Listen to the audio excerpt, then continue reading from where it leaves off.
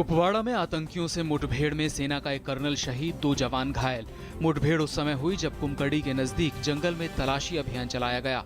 इस दौरान आतंकियों ने गोलीबारी शुरू कर दी। गौरतलब है कि सुरक्षा बलों द्वारा चलाए गए तलाशी अभियान में लश्कर के आतंकी फरार हो गए थे। राष्ट्रपति प्रणब मुखर्जी ने जलवायु परिवर्तन के कारण कृषि क्षेत्र को पैदा होने वाले खतरे पर चिंता व्यक्त की है।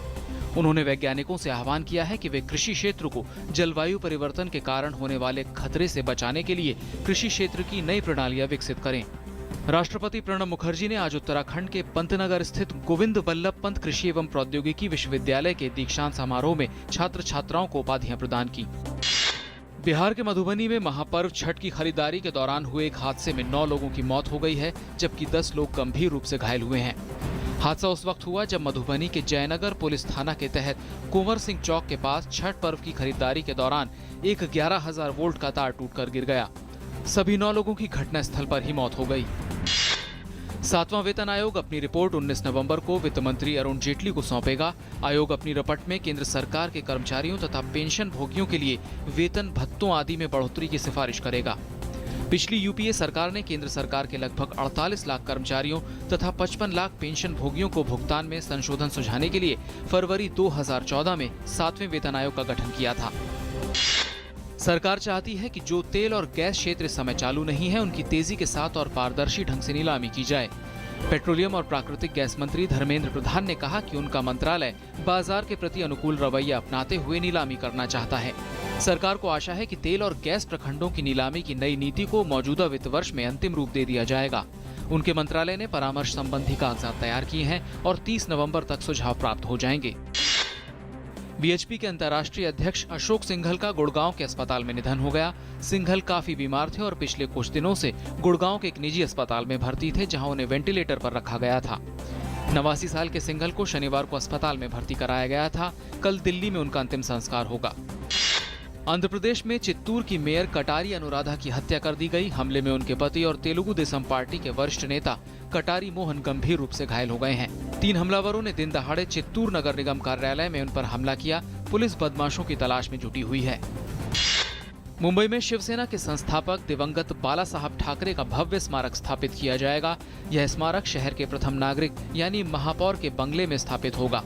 बाल ठाकरे की पुण्यतिथि के मौके पर शिवसेना की इस मांग पर मुख्यमंत्री देवेंद्र फडणवीस ने भी सहमति जता दी। कलकत्ता उच्च न्यायालय ने आज राज्य के परिवहन मंत्री मदन मित्रा की जमानत खारिज करने की सीबीआई की याचिका पर सुनवाई कल के लिए स्थगित कर दी। शारदा घोटाले में कथित संलिप्तता को लेकर 12 दिसंबर 2014 को मित्रा को गिरफ्तार किया गया था।